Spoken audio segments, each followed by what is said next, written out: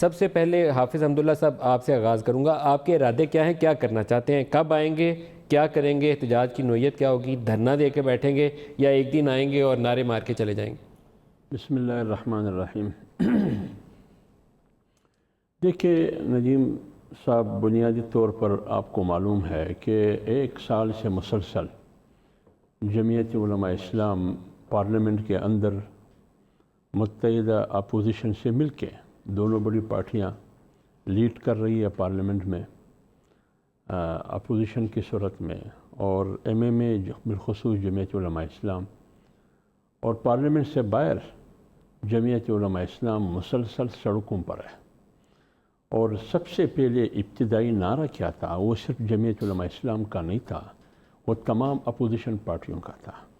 جب 25 جولائی 2018 کا الیکشن ہوا، 26 جولائی کو غالباً مجھے یاد پڑتا ہے اسلام آباد میں بیٹھک ہوئی تمام اپوزیشن جماعتوں کی، 48 گھنٹے کے اندر یہ بیٹھک ہوئی۔ ایک فیصلہ سب نے کیا کہ جو الیکشن ہوا وہ دھاندلی زدہ جیلی الیکشن ہے، اور یہ عوامی مینڈیٹ ان کو حاصل نہیں ہے، بلکہ عوامی مینڈیٹ کو چوری کیا گیا ہے۔ یہ A1 پوائنٹ ایجنڈا تھا۔ تو کیا کرنا ہوگا ہم نے؟ ہمارا موقف یہ تھا کہ اسمبلی میں نہیں جانا چاہیے، بڑی پارٹیوں کا موقف یہ تھا کہ نہیں جانا چاہیے، مان لی ان کی بات، چلے گیا۔ اس روز سے لے کر آج تک جمعیت علماء اسلام نے 15 ملین مارچ کیا ہے، 15 ملین، اور اس میں ملین لوگ شریک ہوتے تھے۔ اور یہ الگ بات ہے کہ ظاہری طور پر، زبانی طور پر تو کہا جاتا ہے کہ یہ جمہوری حکومت ہے، لیکن میں یہ کہنا چاہتا ہوں کہ یہ جمہوریت کے ماتھے پر ایک سیاہ دبا ہے۔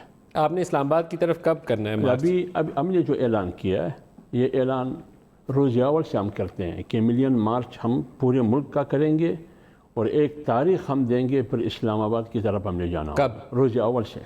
ہم نے اکتوبر کا اعلان کیا ہے۔ اکتوبر کی کوئی بھی تاریخ؟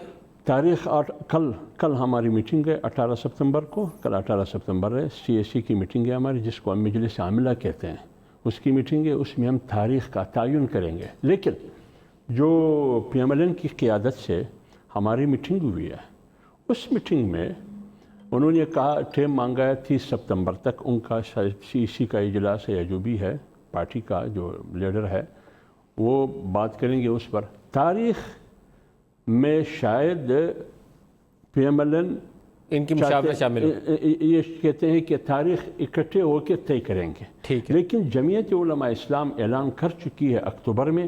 تاریخ کون سا ہوگا یہ کل فیصلہ ہوگا۔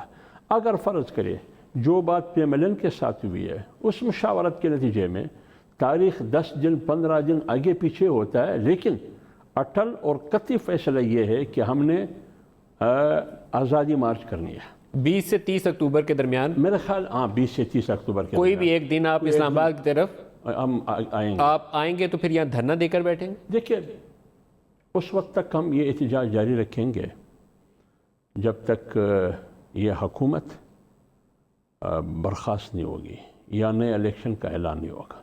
اچھا، اب خرم صاحب سے پوچھ لیں۔ اس لیے ہم کہتے ہیں کہ اس حکومت، کیونکہ دو وجوہات، میں دوبارہ آپ کی طرف آتا ہوں، خرم صاحب سے بس پوچھ لیں۔ مختصر سا، ایک یہ کہ یہ حکومت ناجائز ہے، دوسری یہ کہ یہ نااہل ہے، لہذا اس کا اس ملک کے لیے برقرار رکھنا اس ملک کی معیشت کی بھی تباہی ہے اور سالمیت کے لیے بھی خطرہ ہے۔